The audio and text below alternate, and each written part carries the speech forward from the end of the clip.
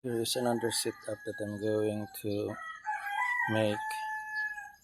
The solar panel is about 2 feet by 1.5 feet.